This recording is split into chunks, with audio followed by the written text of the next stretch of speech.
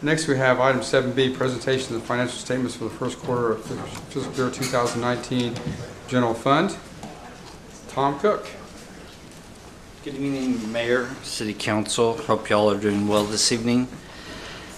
It is beneficial for the City Council to review the financial status of the city on a regular basis, and so I have to share with you this evening the results of the first quarter of fiscal year 2019, and I will preface it by saying they are good results for the first quarter of 2019. As you can see on the slide above, this is the general fund. Total sales tax is $9.5 million roughly, and that is $733,000 over our budgeted amount. If you'll scroll down. Bringing our total current revenues for the first quarter to $15,862,000, which is $1.3 million above the budgeted amount. Scroll down. Our total current expenditures are $4.2 million. We had transfers out of $9.8 million, resulting in revenues over expenditures of $1.85 million. And I did want to share with you, Cindy had thought this would be a good idea for y'all to see. This is by NAICS code. NAICS, I think, is the vernacular. It's North American Industry Classification System, and so it's by type of trade. And as you can see, retail trade makes up 56% of our sales tax. And so just wanted to share that with you and to help emphasize the point that shopping local, doing all you can to ensure that the city of Broken Arrow receives its sales tax dollars is extremely important to us. Next, please. This is Fund 44, which is the police sales tax fund. And as you can see, they have current revenues of $588,000, transfers in, if you're just a little bit down, of $5.584, and that's from the general fund. Their total current expenditures are $4.7 million. They have capital outlay of $112,000 so far this year, resulting in a net income of $1.292 million. Next is the Fund 45, which is our public sales tax fund, fire. They have $581,000 in current revenues. Again, they have transfers in a little bit less because they do not receive the direct 911 funds of $4.5 million. They have current expenditures of $4.278 million.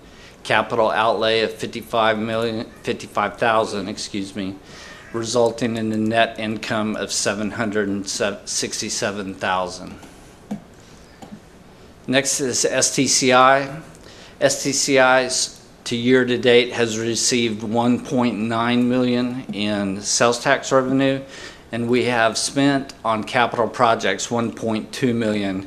Cindy did want me to point out to you though that that's on a cash basis. We have in contract and encumbered additional, but currently we have raised our fund balance in there to 9.03.